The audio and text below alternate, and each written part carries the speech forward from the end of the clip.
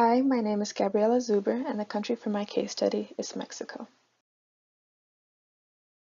Mexico is a large landmass of 1,964,375 square kilometers that declared independence from Spain on the 16th of September in 1810, after around 300 years of colonialism. Miguel Hidalgo y Costilla, a Catholic priest, started the revolt against Spain with the rallying cry of Dolores, Grito de Dolores, that lasted for 11 years until Spain finally recognized Mexico as an independent nation. Mexico has a terrain varying from high, rugged mountains to deserts and low coastal plains and high plateaus, with an equally varied climate from tropical to dry and arid. Nonetheless, Mexico, a beautiful country famous for its exquisite cuisine and its white sanded beaches and clear waters, are some factors that make it a famous tourist spot, such as the city of Cancun with its beach pictured. But that is not all Mexico has to offer. Mexico is a diverse nation with many cultural attributes that include its Mayan-speaking regions and pre-colonial archaeological sites, such as the Pyramid of the Sun and the Moon in Teotihuacan in the bottom and left pictures, or of El Tajín in the top right corner.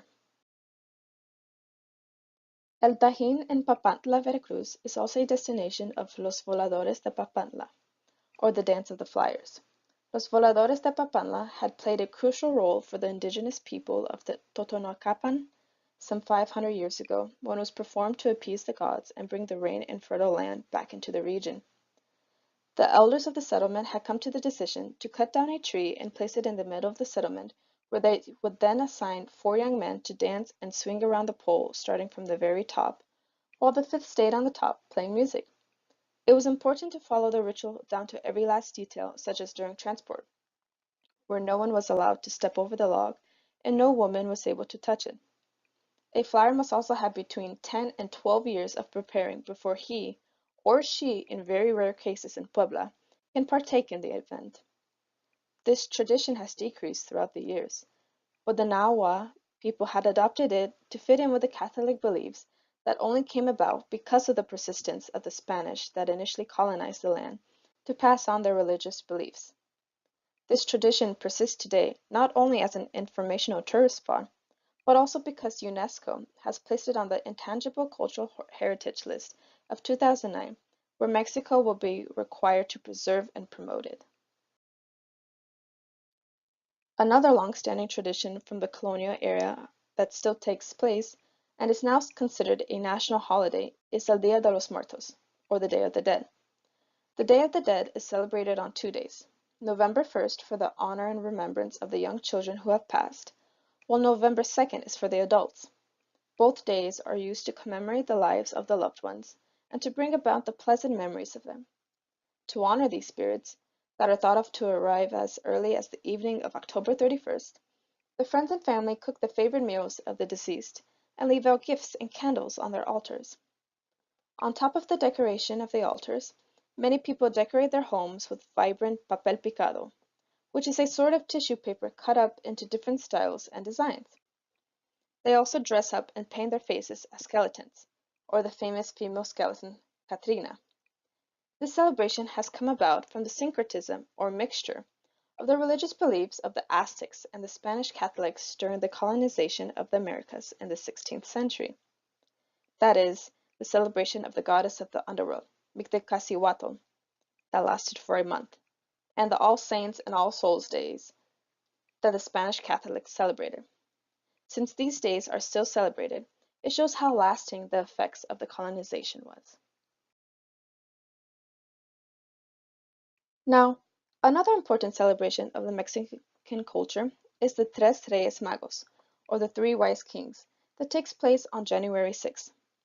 This day is celebrated in order to commemorate the biblical story of how three kings from different regions, Gaspar, Melchor, and Balthasar, each riding an animal from their place of origin, whether that be a camel, elephant, or horse, are in search of the baby Jesus in order to gift him either gold, myrrh, or incense. This would mark the first people to convert to Christianity. Nowadays, the day is celebrated by leaving out shoes in order for the three kings to leave gifts and toys for the well-behaved children. The rosca de reyes cake is also especially important to be made and eaten on this day. The rosca de reyes cake is in the shape of a donut and is decorated to resemble the appearance of a crown.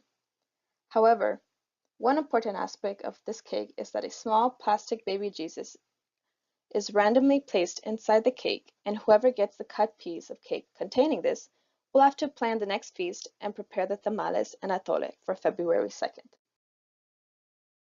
However, due to the growing external influences of other countries, such as Santa Claus in the United States, the general impact of the three wise kings has decreased.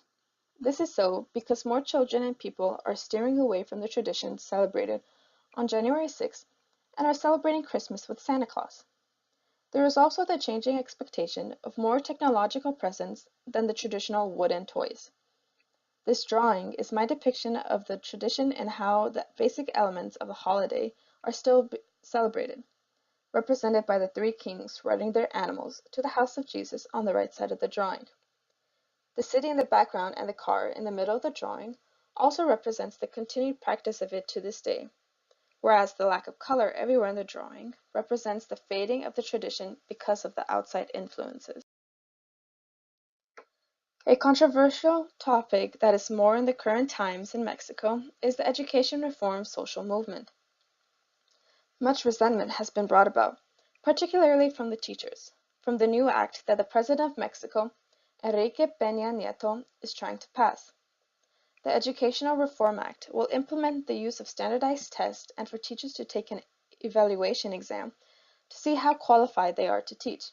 There have been many protests, marches, and confrontations from the police against the passing of this act because the teachers' pay will be based on the scores of the students on the standardized test. Any bonuses, benefits, and compensations that teachers receive will also be affected.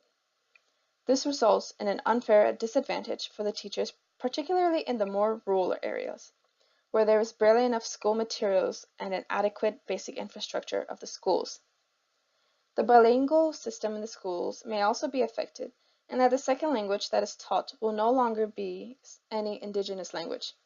Rather, it will be changed to English. I had created the poster ideas on the bottom to show how impactful teachers are in any country and how the country's government must make well thought out decisions on any new laws to be passed and enacted.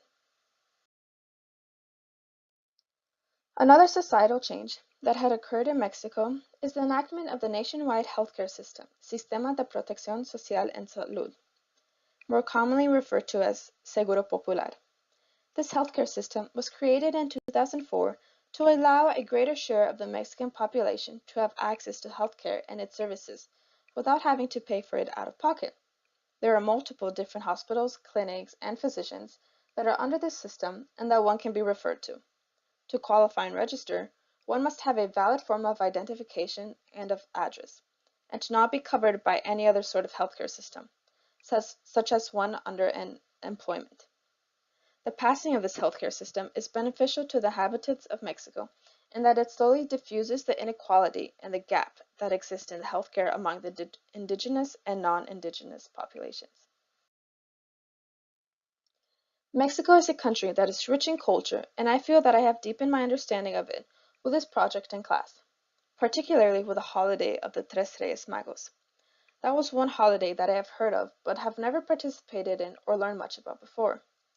Mexico is like many Latin American countries in that it has a history with the Spanish colonists and how many traditions and religions have experienced syncretism, such as with the Voladores de Papantla and the Day of the Dead.